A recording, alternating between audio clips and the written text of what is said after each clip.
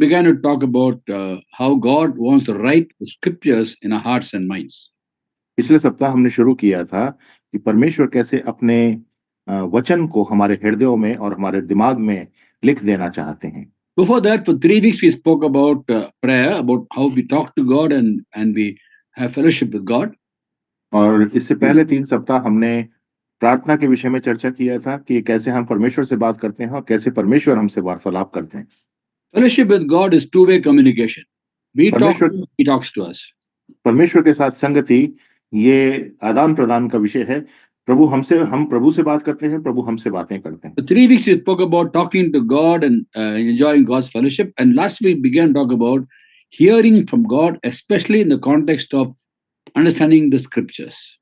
और पिछले सप्ताह हमने शुरू किया था कि हम परमेश्वर से कैसे बात करते हैं और कैसे उनकी संगति को हम आनंद लेते हैं। और आज हम देखेंगे कि कैसे परमेश्वर हमसे संगति रखते हैं, बात करते हैं। Last week, we began to speak about how God loves to speak to us. And today, we're going to talk about how we prepare ourselves to listen to God. और पिछले सप्ताह हमने देखा था कि परमेश्वर हमसे बात करने प्रभु को प्रिय लगता है। और आज हम देखेंगे कि कैसे हम प्रभु से बातें करें, किस तरह से हम अपने आप को तैयार करें कि हम प्रभु से बातें करें। No, how we listen to God, not talking to God. We listen to God. हम कैसे अपने आप को तैयार करें कि हम प्रभु की बातों को सुन सकें। And how we can let the word of God go deep into our hearts and minds. और कैसे हम परमेश्वर के वचन को हमारे हृदय में गहराइयों तक उतर जाने दें। God shows no favoritism. Ephesians 6:9 says. इफिसियों 6:9 के आधार पर परमेश्वर किसी का पक्षपात नहीं करते। He wants to write the scriptures in every believer's hearts and minds. परमेश्वर अपने वचन को हर एक विश्वासी के हृदय और दिमाग में लिख देना चाहते हैं। A prophecy given through the prophet Jeremiah in Jeremiah 31:33 to all New Testament believers. और यिर्मयाह 31:33 में यिर्मयाह के द्वारा से परमेश्वर ने अपने लोगों के लिए ये वायदा दिया कि मैं अपने वचन अपने अंत के दिनों में अपने वचन उनके हृदय में समवाऊंगा। Hearts and minds both. उनके मन में समवाऊंगा और उनके हृदय में लिखूंगा। So it's the will of God that He writes the word of God in our hearts and minds. और परमेश्वर अपने वचन को हम मनुष्यों के विश्वासियों के हृदय में और मन में लिख देते हैं और समा देते हैं। In the Old Testament time, God wrote the scriptures in tablets of stone and gave it to Moses. पुराने समय में हम देखते हैं परमेश्वर ने पत्थर की पट्टियों पर अपने 10 आज्ञाओं को लिख करके मूसा को सौंप दिया। How wonderful to know that today He writes the scriptures in our hearts and minds. लेकिन ये कितना अद्भुत है आज ये हमें समझना कि परमेश्वर हमारे हृदय में अपने वचनों को लिखते हैं और समाते हैं। Last Monday I spoke about how, last Wednesday I spoke about how, while we may not be teachers of God's word, we shouldn't think that we can't understand God's word. और पिछले बुधवार को जब भाई बोल रहे थे, उन्होंने बताया कि कैसे हमें परमेश्वर के वचन के शिक्षक नहीं होना चाहिए, हमें परमेश्वर के वचन को अपने हृदय में लिख लेना चाहिए। We all may not be called to be teachers of God's word, but every one of us can understand God's word. हम में से हर एक को शिक्षक होने के लिए नहीं बुलाया गया, वचन का शिक्षक होने के लिए नहीं बुलाया गया, वरन वचन की समझ रखने के लिए बुलाया गया है। Because Jesus said in John 10:27, "My sheep listen to my voice." क्योंकि यूहन्ना 10:27 में प्रभु यीशु मसीह कहते हैं, मेरी भेड़ें मेरी आवाज को सुनती हैं। So if you have a mental block that, oh, I'm not a teacher of God's word, I'm not a preacher, so I can't understand the Bible, please remove that mental block. अगर हमारे मन में कहीं ऐसी बाधा है, रुकावट है कि अरे मैं तो शिक्षक नहीं हूं या मैं प्रचारक नहीं हूं, तो मैं वचन को नहीं समझ सकता, ऐसा बाधा अगर कहीं है तो हम उस बात को अपने दिल दिमाग से निकाल दें। At the point of time we turned to Christ wholeheartedly, a veil covering our heart was removed. जिस समय हम प्रभु यीशु मसीह की ओर पूरी रीति से फिरे, हमारे मन में जो पर्दा पड़ा हुआ था, वो प्रभु यीशु मसीह के द्वारा से हटा दिया गया। And the Holy Spirit comes and dwells in us. He's a teacher, he's the writer, author of God's word. और प्रभु यीशु मसीह का पवित्र आत्मा परमेश्वर हमारे हृदय में आ गए और वो परमेश्वर के वचन के लेखक और शिक्षक हैं। And he is our teacher. और वही हमारे शिक्षक हैं। So every one of us can understand the word of God. तो इस कारण से हम में से हर एक परमेश्वर के वचन को समझ सकते हैं। So what should we do to prepare ourselves to receive the word of God? तो हम क्या करें कि हम परमेश्वर के वचन को अपने हृदय में ग्रहण कर सकें? Number one, we should be a people who are humble, simple, and teachable. तो पहली बात यह है कि हम साधारण लोग बने, नम्र लोग बने और शिक्षा ग्रहण करने वाले बने। In Psalm 119, verse 130, the psalmist writes, भजन संहिता 119 130 में भजनकार ऐसे लिखते हैं, the unfolding of his words gives a light, it gives understanding to the simple. उसमें ऐसा लिखा है कि तेरी बातों के खुलने से प्रकाश होता है, उससे भोले लोग समझ प्राप्त करते हैं। So simple, humble, teachable people can understand the unfolding of God's word. सो जो भोले हैं और सीखने के योग्य हैं और नम्र हैं, वही परमेश्वर के वचन के बातों के खुलने से प्रकाशमान होते हैं। Understanding God's word and things of God is entirely by the grace of God. परमेश्वर के वचन को समझना परमेश्वर की ओर से होता है।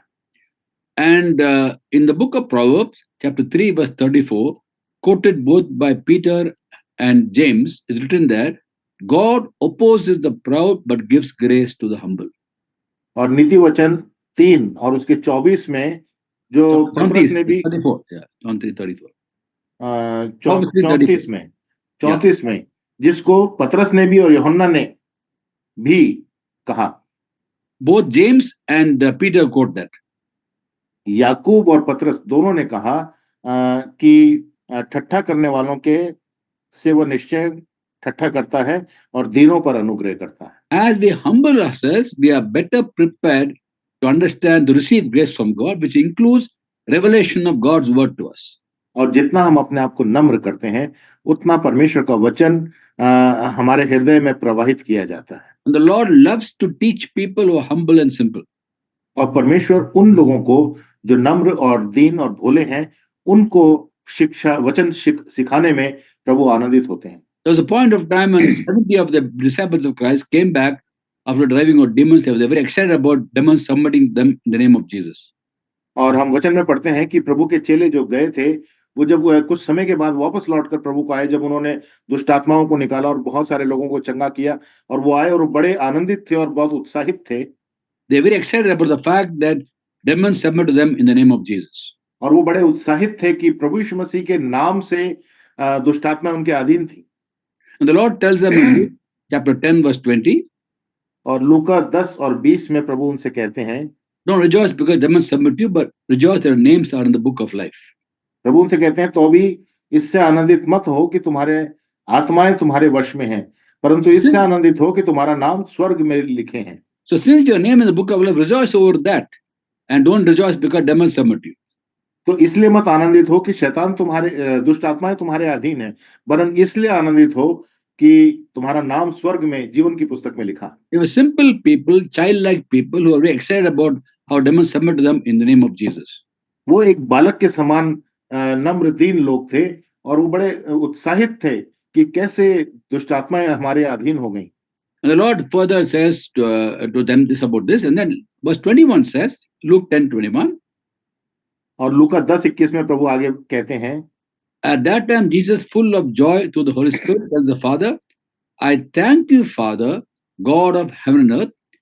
You have hidden these things to wise and learned and revealed to children, for this was your good pleasure. और उसी घड़ी वो पवित्र आत्मा में होकर आनंद से भर गया और कहा, हे पिता, स्वर्ग और पृथ्वी के प्रभु, मैं तेरा धन्यवाद करता हूँ कि तूने इन बातों को ज्ञानियों और समझदारों से छिपा रखा और बालकों पर प्रकट किया। हाँ हे पिता, क्योंकि तुझे यही अच्छा लगा। God reveals mysteries to people who are like children, teachable, humble, moldable.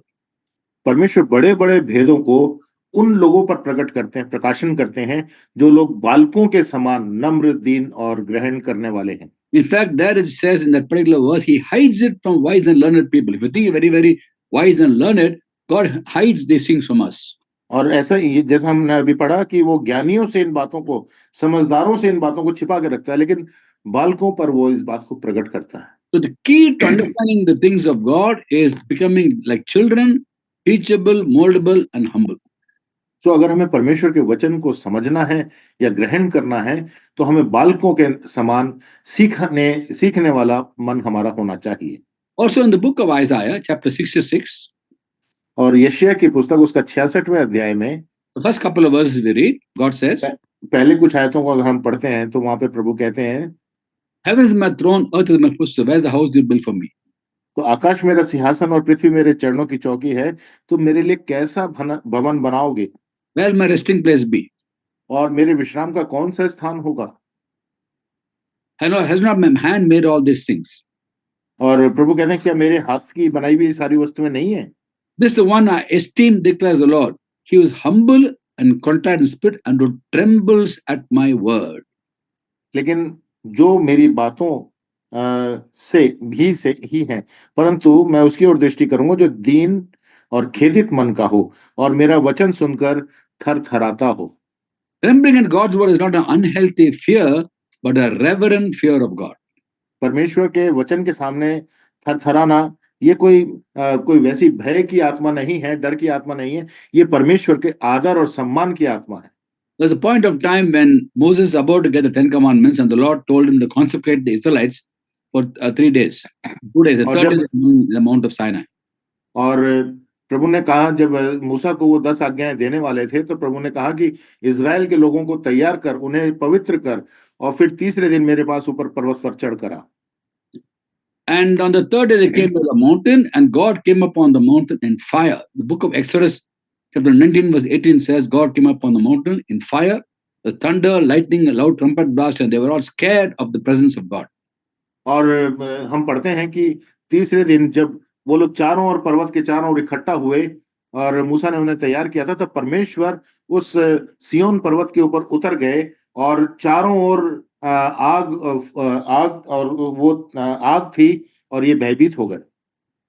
And they tell Moses, Moses, you speak to us, we will listen. Don't have God speaks to us. If God speaks to us, we will die. तो उन्होंने फिर भय के साथ ये कहा कि हे मूसा, तू ही हमसे बात कर, परमेश्वर हमसे बातें ना करे। अगर परमेश्वर हमसे बातें करेगा तो कहीं ऐसा ना हो कि हम मर जाएं। That's 20th chapter of Exodus, verse 19. 20वां अध्याय और उसकी 19वीं आयत में हम पढ़ते हैं। Look at the way Moses responds. और फिर आगे देखें कि मूसा ने कैसे क्या कहा। He tells them, don't be afraid. God has come to test you. That the fear of God will be in you to keep you from sinning. मूसा ने उन लोगों से कहा, डरो मत, क्योंकि परमेश्वर इस निमित्त आया है कि तुम्हारी परीक्षा करे और उसका भय तुम्हारे मन में बना रहे कि तुम पाप ना करो। The same verse says, don't be afraid, but be afraid. उसका कहने का अर्थ यह है कि तुम भयभीत, डरो मत, लेकिन उसका भय मानो। It means don't be so afraid of God that you tell Moses, God shouldn't speak to us, you speak to us. Don't be so afraid to stay away from God, but have a reverent fear of God that you obey. ऐसा मत डरो कि तुम परमेश्वर से दूर भाग जाओ और तुम ये कहो कि परमेश्वर हमसे ना बात करे, मूसा बात करे, लेकिन तुम परमेश्वर का भय हृदय से मानो और उसके और निकट आओ। The first aspect of receiving God's word is humility. पहला जो हम वचन को, प्रभु के वचन को जो ग्रहण करते हैं, उसका पहला चरण ये है कि हमारे मनों में नम्रता हो। And second aspect is to meditate and obey the word of God. और दूसरा जो पहलू है वो है परमेश्वर के वचन का हम मनन करें और उसकी आज्ञाओं का पालन करें। Trembling at God's word means taking God's word very, very seriously and obeying without any hesitation. परमेश्वर के वचन को सुनकर थरथराने का मतलब है परमेश्वर के वचन को गंभीरता से लेना और उसको पालन करना। In Psalm 119 verse 161, the psalmist Ezra, he writes, rulers persecute me without cause, but my heart trembles at your word. भजन संहिता 119 और उसका 161 में हम एजरा ऐसा लिखते हैं कि हाकिम मेरे व्यर्थ मेरे पीछे पड़े हैं, परंतु मेरा हृदय तेरे वचनों का भय मानता है। God's word contains instructions. परमेश्वर का वचन जो है वो निर्देश हमें देता है, contains promises, वायदे हमें देता है, and contains standards for us to live up to. और कैसे हमें जीवन जीना है उसका मार्गदर्शन वो करता है। Instructions we have to obey. कैसे निर्देश देता है कि हम उनका पालन करें। Promises we have to hold on to. और वायदे देते हैं कि हम उनको थामे रहें। And standards we have to ask God to help us to live up to. और कैसे हमें जीना है उसके लिए जब वो हमें बताते हैं तो कैसे हम परमेश्वर की ओर ताकते रहें। So as we first of all humble ourselves and listen to God to speak to us, God to speak to us, in the book of Psalms 119, सर्वप्रथम अपने आप को हम नम्र करें और परमेश्वर की ओर ताकें verse और 99 and 100, we read भजन संहिता 119 99 and 100, 99 and 100. साम्स 9 भजन 99 और 100 Psalm में हम ऐसा पढ़ते 119, Psalm 119 verses 99 and 100. ओके भजन संहिता 119 उसका 99 और 100 आयत में हम पढ़ते हैं There the writer writes, जहाँ पे लेखक ऐसा लिखते हैं I am more instead than all my elders because my teachers because I have meditated upon his statutes. A, I am more instead than all my teachers because I meditated upon his statutes. मैं अपने सब शिक्षकों से अधिक समझ रखता हूँ क्योंकि मेरा ध्यान उसकी चितौनियों पर लगा है I am more understanding than all the elders because I obey your precepts. मैं अपने पुरनियों से भी समझदार हूँ क्योंकि मैं तेरे उपदेशों को पकड़े हुए हूँ So the question is, when God speaks to us, we meditate upon it and obey. जब परमेश्वर हमसे बातें करते हैं तो सवाल ये है कि हम उसको सुने माने The best way of growing from milk to solid food is obedience to God's word. सो परमेश्वर के वचन में बढ़ने का सबसे अच्छा तरीका है जैसे हम दूध से अन्न की ओर बढ़ते हैं ऐसे हमें बढ़ना है We don't read the Bible just to know the Bible. We read the Bible to know God. And as you obey God, you know Him more and more. और हम बाइबल को सिर्फ इसलिए नहीं पढ़ते कि हम बाइबल को जाने हम इसलिए पढ़ते हैं कि हम बाइबल के परमेश्वर को जाने और जितना हम जाने परमेश्वर को और अधिक से अधिक जानते चले Through scriptures, God speaks to us. परमेश्वर का वचन जो है सच्चा है और वो हमसे बातें करता है He reveals His nature to us. और परमेश्वर के स्वभाव को हमें प्रकट करता है So when God told Moses he had found favor in God, said, look at the way he responds. और जब परमेश्वर ने मूसा से कहा कि मेरे अनुग्रह परमेश्वर से मूसा ने कहा कि तेरे अनुग्रह की दृष्टि मुझ पर बनी रहे No. God was pleased with Moses. He tells Moses that Moses had found favor in God's sight. और जब परमेश्वर मूसा से बात कर रहे हैं वो ये कह रहे हैं कि हे मूसा तूने मेरी दृष्टि में अनुग्रह पाया है And then look at the way he responds. और कैसे वो वहां पर वो प्रतिक्रिया उनकी देखते हैं Exodus 33:13. ये निर्गमन 33 और उसकी 13वीं आयत में हम पढ़ते हैं If I have found favor in your sight, teach me your ways that I might know you and continue to find favor. या और यदि अब तेरी अनुग्रह की दृष्टि हो तो मुझे अपनी गति समझा दे जिससे जब मैं तेरा ज्ञान पाऊं तब तेरे अनुग्रह की दृष्टि मुझ पर बनी रहेगी So as we hear the word of God and it goes, God speaks to us, we are called to meditate upon it, and then obey it. तो जब हम परमेश्वर के वचन को सुनते हैं तो हमें हमें यही आह्वान करता है वचन कि हम उसको सुने उस पे मनन करें और उसका पालन करें Hebrews chapter 5 verse 14 says, solid food is for the mature who by constant use have trained themselves to distinguish between good and evil.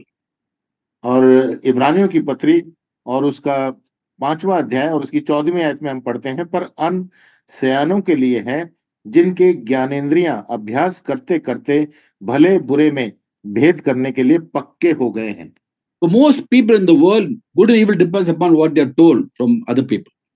और बहुत सारे लोग जो इस संसार में हैं उनके लिए अच्छा या बुरा क्या है वो इस संसार के लोग जो उन्हें बता देते हैं उसके आधार पर उनकी समझ होती है It varies from person to person. और ये व्यक्ति से व्यक्ति में इसका अलग अलग अंतर होता है But for us, it's based on God's word. लेकिन हमारे लिए क्या है हमारे लिए हमारा जो भला बुरा है वो परमेश्वर के वचन पर आधारित होता है It's very clear from the Bible what pleases God, what does not please God.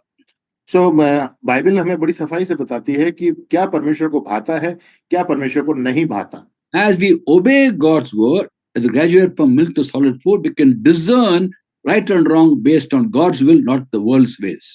और जैसे जैसे हम परमेश्वर के वचन को सुनते हैं और उसको हम उस पर हम मनन करते हैं हम दूध से अन्न की ओर बढ़ते हैं और हमें उतनी समझ हमारी खुल जाती है कि हम परमेश्वर के वचन में समझ पाते हैं कि परमेश्वर को क्या भाता है क्या नहीं भाता When you're humble people, we will take God's word seriously and obey them because we are humble. We know God knows more than us. We cannot dictate to God what we have to do, what He wants us to do.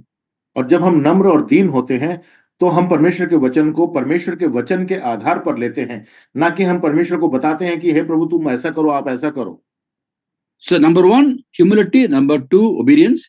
Number 3 is very important for us to understand. We receive the word of our God by faith. तो पहला हमने देखा नम्रता, दीनता, और दूसरा हमने देखा आज्ञाकारिता, और तीसरा हम देख रहे हैं कि परमेश्वर के वचन पर विश्वास। The book of Hebrews writes in Hebrews chapter 4 verse 2. इब्रानियों का लेखक इब्रानियों की पत्री 4 अध्याय उसकी दूसरी आयत में लिखते हैं, We also have the gospel preached to us just as they did. क्योंकि हमें उन्हीं की नई सुसमाचार सुनाया गया, But the message they heard was of no value to them because they didn't combine it with faith. पर सुने हुए वचन से उन्हें कुछ लाभ न हुआ, क्योंकि सुनने वालों के मन में विश्वास से नहीं बैठा। We have to receive the word of God by faith, like it is actually the word of God, not the word of men.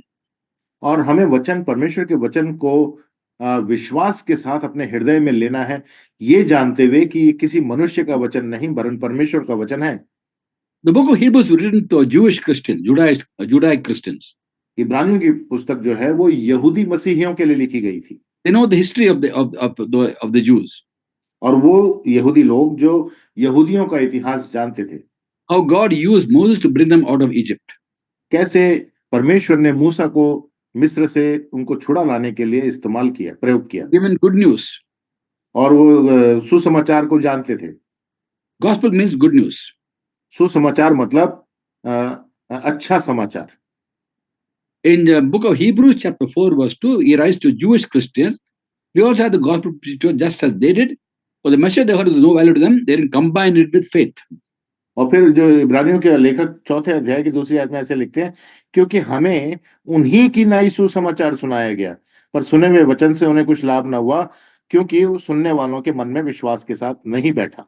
Good news for us is no more in the bondage to Satan, but freedom in the kingdom of God.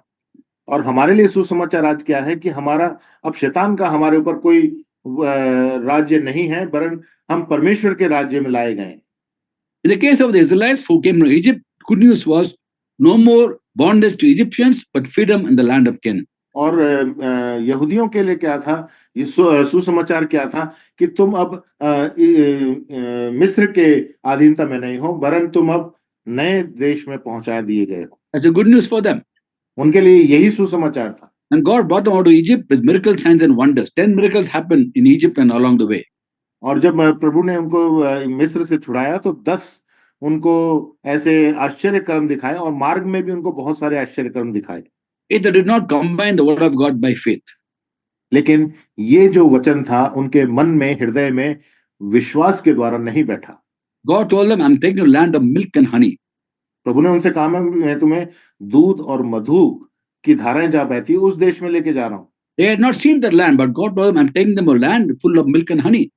उन्होंने तो देखा नहीं था उस देश को, लेकिन प्रभु ने कहा, मैं दूध और मधु के देश में तुम्हें ले जा रहा हूं। Along the way, they grumbled. They didn't believe. Although God had miracles, still they didn't believe in the Lord's words, what He spoke to them. परमेश्वर ने इतने अद्भुत काम भी उनके जीवन के सामने किए, उनके देखते हुए किए, लेकिन फिर भी परमेश्वर की इस बात को वो विश्वास के साथ ग्रहण नहीं कर पाए। 11th chapter Numbers read about how they grumbled, about how in Egypt they had cucumber, melons, leeks, garlic, onions.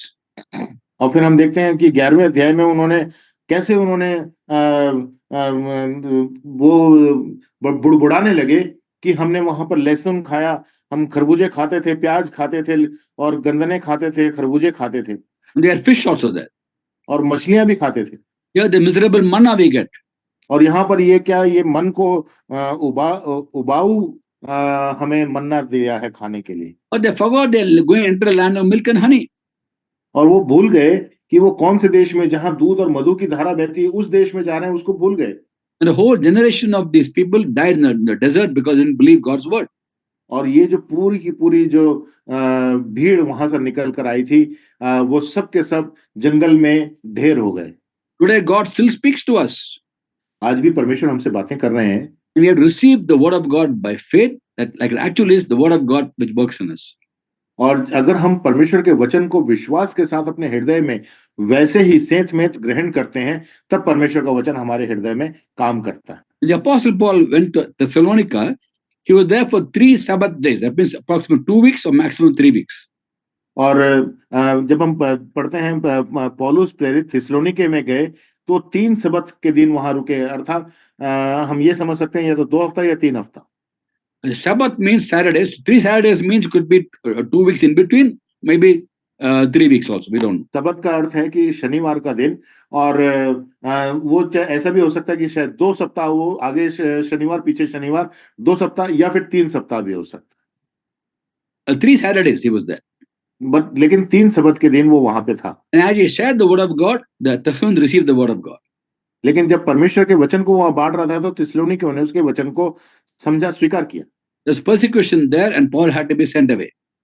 और वहां पे फिर एक सतावट आ गया और पौलुस को वहां से भेज दिया गया, हटा दिया गया। And he was so happy to know that the Thessalonians received the word of God into their hearts, and they were not shaken by the persecution. लेकिन पौलुस इस बात से आनंदित था कि थिस्सलुनीकियों के विश्वासियों ने परमेश्वर के वचन को अपने हृदय में ग्रहण कर लिया था, और वो जो सतावट आई उससे वो अडिग रहे उसमें। Being human, he doubted their honesty in receiving the word of God, because only there for 3 weeks he couldn't teach them properly. He had to leave from there. और लगभग 3 सप्ताह वो वहां पे था और उनको बहुत वचन नहीं सुना सका, लेकिन फिर भी उन्होंने वचन को अपनी गहराई से अपने हृदय में स्वीकार कर लिया। Later on, he came to know how they received the word of God so genuinely, and they are strong in faith. और फिर बाद में उसे पता लगा कि कितना उन्होंने सच्चाई से वचन को ग्रहण किया था और कितना गहराई से उन्होंने वचन को ग्रहण किया था। He's commending the church in Thessalonica for their faith in receiving the word of God. और फिर उनको वो आशीर्वाद देता है कि तुमने परमेश्वर के वचन को ग्रहण किया, और इसलिए वो उनको आशीष देता है। Let's read 1 Thessalonians 2:13 in Hindi. पहला थिस्सलुनीकियों 2:13 को पढ़ेंगे। इसीलिए हम पर भी परमेश्वर का धन्यवाद निरंतर करते हैं कि जब हमारे द्वारा परमेश्वर के सुसमाचार का वचन तुम्हारे पास पहुंचा, तो तुमने उस मनुष्यों का नहीं, तुमने उसे मनुष्यों का नहीं, परंतु परमेश्वर का वचन समझकर और सचमुच ये ऐसा ही है करके ग्रहण किया, और वह तुम में जो विश्वास रखते हो प्रभावशाली है। Praise God. They were people who received the word of God by faith. And when Paul spoke to them, they didn't think of it as the words of Paul. But actually the word of God was a work in those who believe. तो परमेश्वर की स्तुति हो कि उन लोगों ने परमेश्वर के वचन को पौलुस का वचन नहीं समझा, उन्होंने परमेश्वर के वचन को परमेश्वर का वचन समझा और ग्रहण किया। Our teacher always is the Holy Spirit, but he works in and through us through different people. और हमारे जो शिक्षक हैं वो तो हमेशा पवित्र आत्मा परमेश्वर हैं, लेकिन वो मनुष्यों के द्वारा से हमसे बातें करते हैं। But receive the word of God by faith. हमें परमेश्वर के वचन को विश्वास सहित ग्रहण करना है। Those who share the word of God with us may go away somewhere, but the word remains in us. जिसने भी हमें वचन बांटा वो आज यहाँ है, कल कहीं और चला जाएगा, लेकिन परमेश्वर का वचन हमारे हृदय में रहेगा। Paul went away in 3 weeks, but these people are so strong. पौलुस वहां से 3 हफ्ते में हट चला गया, लेकिन ये लोग दृढ़ता से खड़े रहे। So God's word should be received by faith. सो परमेश्वर का वचन विश्वास सहित ग्रहण करना है। God's word and faith both go together. परमेश्वर का वचन और विश्वास ये एक साथ चलते हैं। Receive the word of God by faith, and as we receive the word of God by faith, we grow in faith to the word of God.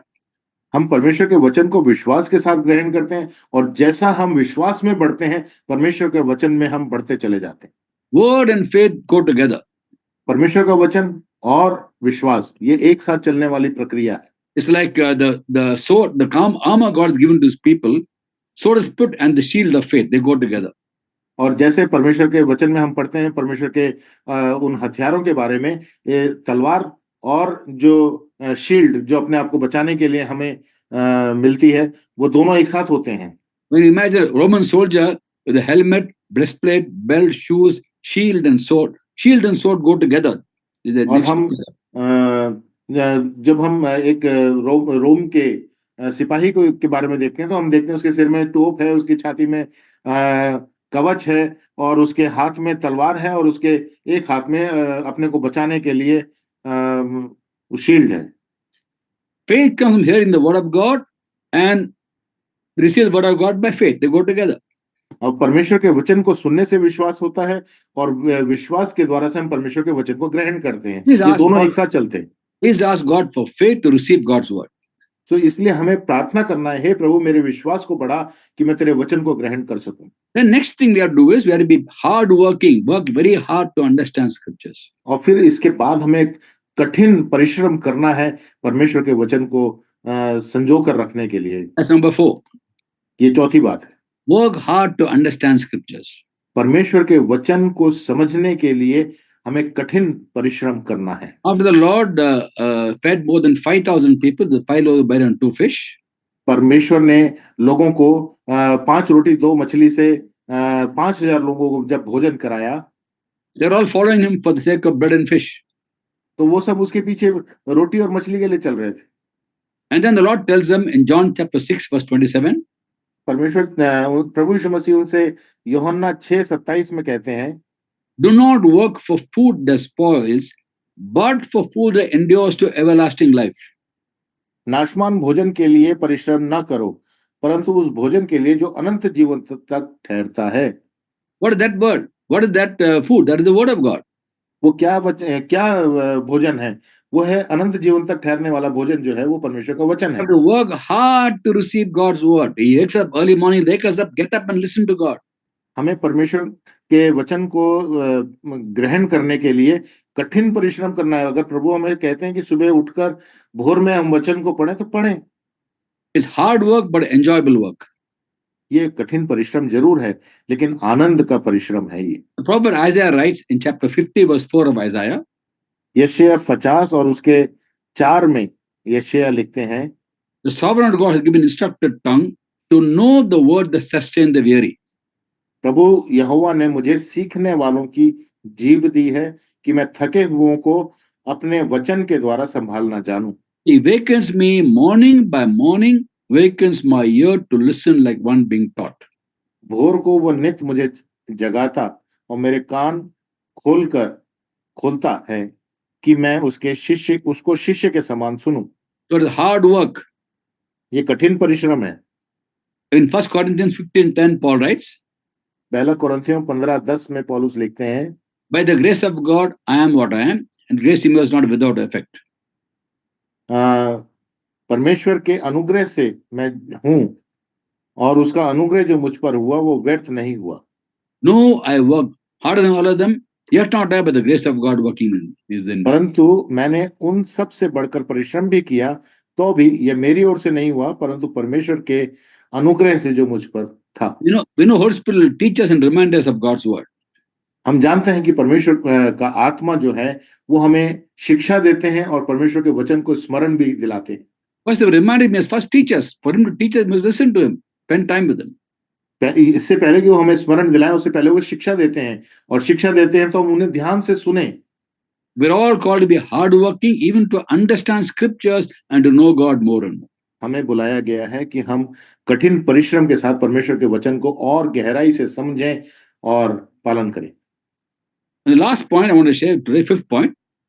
और जो 5वीं बात भाई कहते हैं मैं आपको बताना चाहता हूं, Whatever we'll understand of God, go and share with people. जब हम परमेश्वर के वचन को समझ गए तो हम औरों को भी बताएं परमेश्वर के वचन We're के not बारे में। great teachers, but one-to-one to our friends, we can go and share.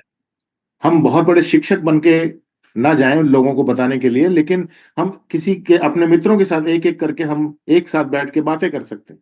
In 2 Corinthians chapter 9, verse 10, Paul writes in the context of sharing money and resources, दूसरा कुरिन्थियों chapter 9, verse 10. उसका 9वां अध्याय उसकी 10वीं आयत में हम पौलुस ऐसा लिखते हैं, You supply seed to the sower and bread for food, will supply increase the store of seed, enlarge the harvest of righteousness. तो जो बोने वाले को बीज और भोजन के लिए रोटी देता है, वो तुम्हें भी बीज देगा और उसे फलवंत करेगा और तुम्हारे धर्म के फलों को बढ़ाएगा। It's not just money. The context here is money, but whatever God gives you, even revelation of God's word to you, when you share with people, He'll give you more to share. यहाँ पर शायद धन के विषय में लिखा हो, लेकिन हम वचन के बारे में इसे ऐसे ही समझते हैं कि वचन हम जितना लोगों को बांटेंगे उतना प्रभु हमें और बढ़ाएगा। Whatever God speaks to us and teaches us, when we share with the people, He'll teach us more. जितना हमें प्रभु ने दिया है, सिखाया है, उसको हम और लोगों को भी बताते हैं या सिखाते हैं, तो उतना ही प्रभु हमें और अधिक सिखाते हैं। The more we make Jesus known, the more we'll know Jesus. जितना हम प्रभु यीशु मसीह के बारे में लोगों को बताते हैं, उतना ही प्रभु यीशु मसीह को हम और अधिक जान पाते हैं। We shouldn't be selfish about whatever knowledge we have got, but share with people generously that they be blessed by the words we speak. तो जो कुछ भी हमें प्रभु यीशु मसीह के बारे में मिला है, प्रभु यीशु मसीह की ओर से मिला है, हम उसके लिए अपने आप को छोटा ना करें, वरन हम सब लोगों से उसको बताएं। So 5 ways of preparing how to receive God's word, and as we do it, we will grow in the grace and knowledge of God. सो 5 बातें आज हमने देखी हैं कि हमें कैसे परमेश्वर के वचन को समझने के लिए हमें कैसे क्या-क्या चीजें धारण करनी है अपने मनों में। Again, I want to re-emphasize that दोबारा से बताएंगे, we may not be all teachers of God's word, but we can all understand God's word. हम में से हर एक परमेश्वर के वचन के शिक्षक नहीं हो सकते, लेकिन हम परमेश्वर के वचन को समझने वाले जरूर हो सकते हैं। And don't think that God won't speak to you. When you humble yourself, teachable, work hard, and obey God, and share with people, and cry out to God for revelation, He'll surely speak to us, and He wants to speak to us. He loves to speak to us. तो हम इस बात को समझ लें कि मैं परमेश्वर के वचन को नहीं समझ सकता, ऐसा नहीं है। हम अपने आप को नम्र करें, दीन करें और प्रभु के वचन को बालकों की नई ग्रहण करें, और हम परमेश्वर से मांगे, परमेश्वर से प्रार्थना करें और परमेश्वर की आज्ञाओं को माने, परमेश्वर के ऊपर विश्वास रखें, और हम तब इस रीति से प्रभु हमसे अपने वचन को बताते हैं। In prayer, we talk to God through the word of God. He speaks to us. और प्रार्थना में हम परमेश्वर से बातें करते हैं और वचन के द्वारा परमेश्वर हमसे बातें करते हैं। Please don't be complacent about what you know of God. Don't be complacent about it. तो जितना हमें प्रभु के बारे में जानकारी मिल गई है, उसमें आप संतुष्ट ना हो जाएं। God bless you all. प्रभु आप सबको आशीष दे।